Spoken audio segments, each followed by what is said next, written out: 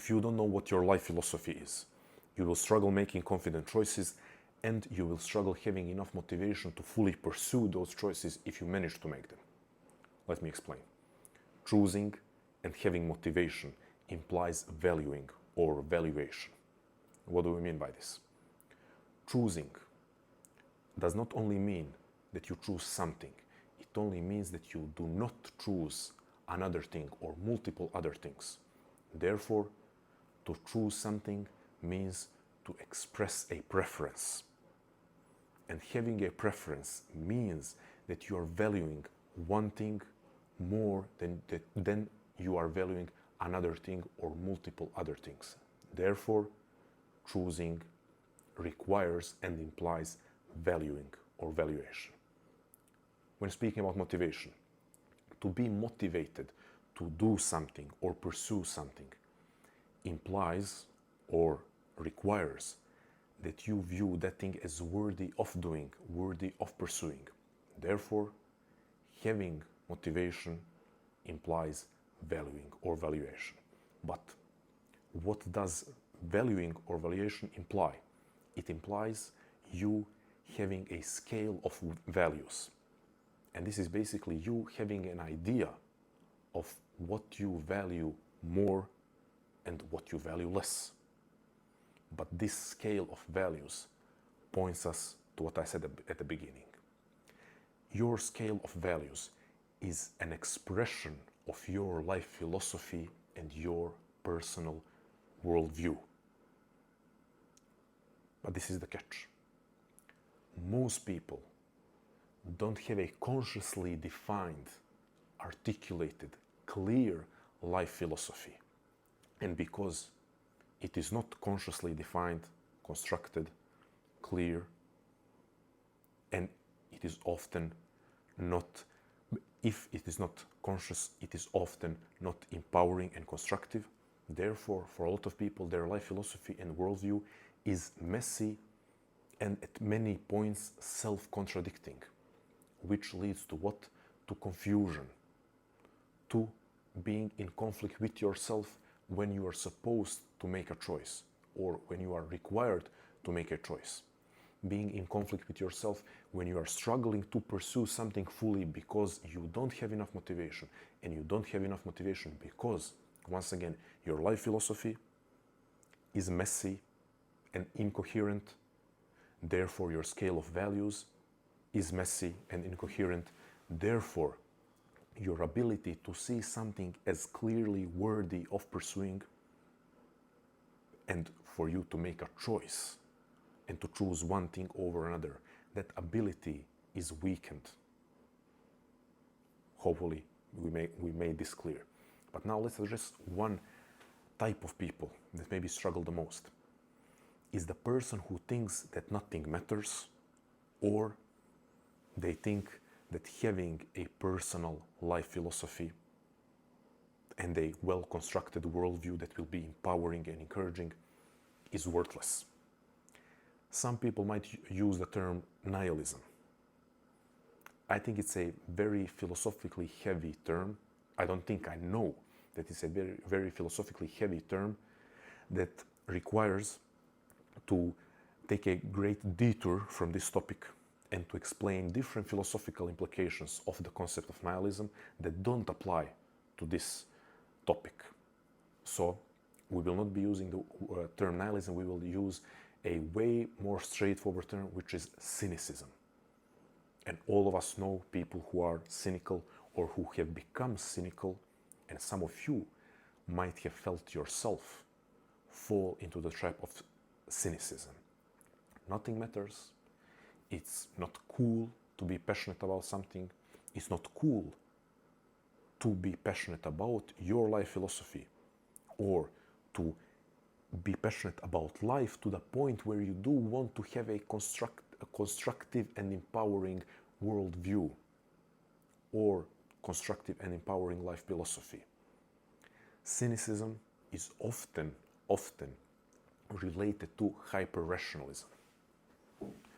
Loss of the ability to view life as sacred, maybe even magical, to be in awe of life. also a mechanistic view of human beings. I do have to, maybe it's now, at this point, it has become sort of a tradition to me, throw small jabs at behavioral psychology. That kind of promoted and was very successful at promoting this mechanistic view of the human being. You know, human beings have no essence to them. No one has any unique essence to them. We are all just blank sheets of paper, and we are, you know, algorithms and machines to be programmed and reprogrammed by our external circumstances and external environments. Very discouraging and desacralizing, as Abraham Maslow would say, desacralizing view of the human being and therefore of life itself. So that type of person, if you're recognizing yourself in some of these, this is not to judge you or to judge those people. It is to say that type of person finds themselves at a very tricky position, because although they might be living a somewhat productive life, successful life, they will struggle inevitably to make certain important choices and to pursue them fully, because their life philosophy is not such that it leads to a very clear and coherent scale of values which will allow for authentic, personally relevant choices, and which will allow for enough motivation to pursue those choices fully. So my challenge to you is review your life philosophy. This is not about style. It is not about you being, you constructing this philosophical system. If you want to do that, by all means, engage in any intellectual project that you deem interesting or worthy, again, valuing. But this specific challenge is not about style, it's not about how smart you will sound to yourself, or if you want to share it with someone else. It's about you getting in touch with yourself and seeing how do you want to view life, how do you want to orient yourself towards life. And this is where existential psychology shines. It's about orientation towards life. Again, I have to give credit to existential psychology, because up until existential thinkers formulating these things in a way that can be understood by general population, we didn't have someone promoting, advocating for this orientation towards life, discussing that there is such thing as orientation towards life that could help you engage in life more fully, more passionately, more courageously. So once again, nothing about style, nothing about how smart you sound, or if you could or should sound smarter. Sit, go on a walk, maybe don't sit, maybe go on a walk with yourself and think and talk with yourself, to yourself, about your life philosophy, or sit and journal on it for 30 or 60 minutes without caring about how it will sound to anyone else. Care about creating, constructing, embracing a life philosophy that will help you jump into life and make authentic choices and pursue your projects and goals with full intensity and passion that they deserve.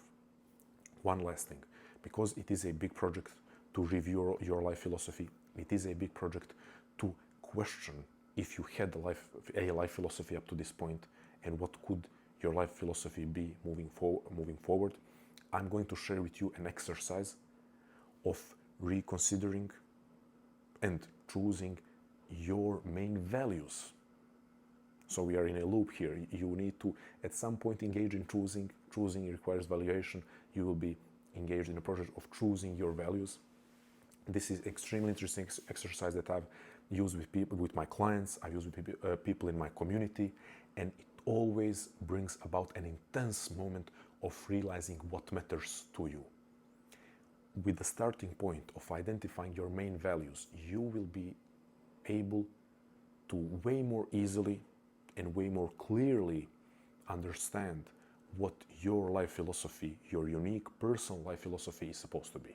Once again, I will drop the exercise or the link to the exercise somewhere in the description, and use it to start the journey of reviewing and or constructing your life philosophy so that you can choose more confidently in life and that you can have motivation to pursue those choices with full passion and intensity, and why not show love in there, true passion, intensity and love that they deserve.